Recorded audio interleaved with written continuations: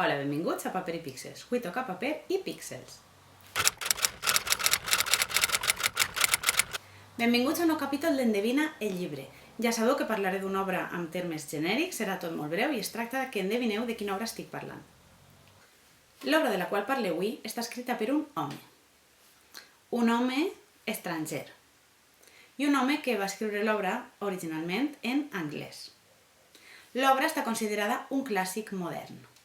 Té com a protagonistes animals, i els animals representen persones. S'utilitza aquest distanciament per parlar de fets i comportaments històrics reals. Parla d'un període històric bastant concret i parla de totalitarisme, d'abusos de poder, de relacions, d'abusos d'entre relacions, de com el poder canvia les persones i de tot el que es va donar de manera real en un moment històric molt concret. Sabeu ja de quin llibre estic parlant? Tots pensareu que estic parlant de Rebel·lió a la granja de George Orwell. Però no. Estic parlant de Maus, de Art Spiegelman. George Orwell és britànic i Art Spiegelman, l'autor de Maus, escriu en anglès però és dels Estats Units. En realitat va néixer a Estocolm, però després es va nacionalitzar als Estats Units. Rebel·lió a la granja parla del totalitarisme rus, però Maus parla dels nazis, de l'Alemanya de la Segona Guerra Mundial. Són dues obres que és molt interessant de tractar-les juntes. Jo m'havia llegit en paper Rebel·lió a la granja a l'institut i després diverses vegades a la universitat i després és una obra que cada cert temps rellig, i Maus la tenia pendent molt de temps. No vos ensenyo la coberta perquè el vaig treure a la biblioteca i ja no el tinc. Maus és un còmic, per això també he dit l'obra, perquè si dic un llibre tendiu a pensar en novel·la, i en aquest cas és un còmic, és una novel·la gràfica, però segurament no pensaríeu en aquest format.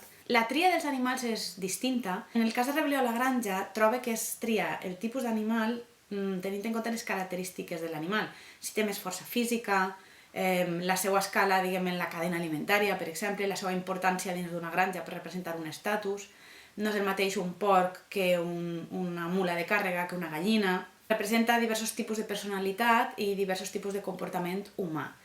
En el cas de Maus, és més... el tipus d'animal reflecteix, les dinàmiques, per exemple, Maus, ratolí, són els jueus, i els nazis són gats, perquè els gats solen caçar els ratolins, és aquesta dinàmica que tenen, però la resta d'animals representen nacionalitats. Per exemple, els britànics es refereixen als francesos com a frogs, els diuen granotes, i per això ha triat que els francesos estiguin representats per granotes. No he llegit encara, ara dona molt de material per analitzar a posteriori, per què s'ha triat cada animal, és més les consideracions d'un país a un altre, reflecteix de quin país venen o com se'ls veu des d'altres països, i reflecteix també un poc el comportament, però no tant que aquest animal tinga un estatus dins de l'escala animal, diguem. En el cas de Rebel·lió a la granja representa una societat en si, i dins de la granja quin animal és més important o la cadena de les coses que es fan a la granja, el llaurar el camp o el pondre ous o aquest tipus de coses. En Rebel·lió a la granja una altra diferència és que interactuen els animals amb els humans, però en Maus tots els humans estan representats per animals, no hi ha humans, no apareixen persones humanes. De manera que és més metafòric encara l'ús dels animals. Maus té un premi, és Premi Pulitzer, i Maus representa no només fets històrics, sinó fets reals. L'autor Art Spiegelman apareix com a personatge, el seu pare també, i els fets que representa són fets de la seva família. És com una autobiografia que a banda serveix per al marc més gran de l'Holocaust, els nazis, la Segona Guerra Mundial, els camps de concentració i tot el que es va fer en l'època. Trobo que són dues obres que van molt bé per a llegir-les en conjunt. No sé si llegiria primer una o l'altra, però, per exemple, per a professorat d'institut recomane una perquè segurament a aquesta edat també el tema de veure format còmic els agrada, i a banda teniu un modern i un clàssic. Els dos en realitat són clàssics moderns, però l'altre diguem que és un clàssic més antic, i teniu dos formats diferents de novel·la i de còmic. A banda, Rebel·lió a la granja és curta, és una novel·la molt curta, i de fet no sé si Maus és més llarga quant a pàgines o quant a fets, però crec que entraria molt bé, per exemple, als adolescents. Dona per a parlar de molts temes, per a tractar períodes històrics, per a reflexionar sobre moltes coses,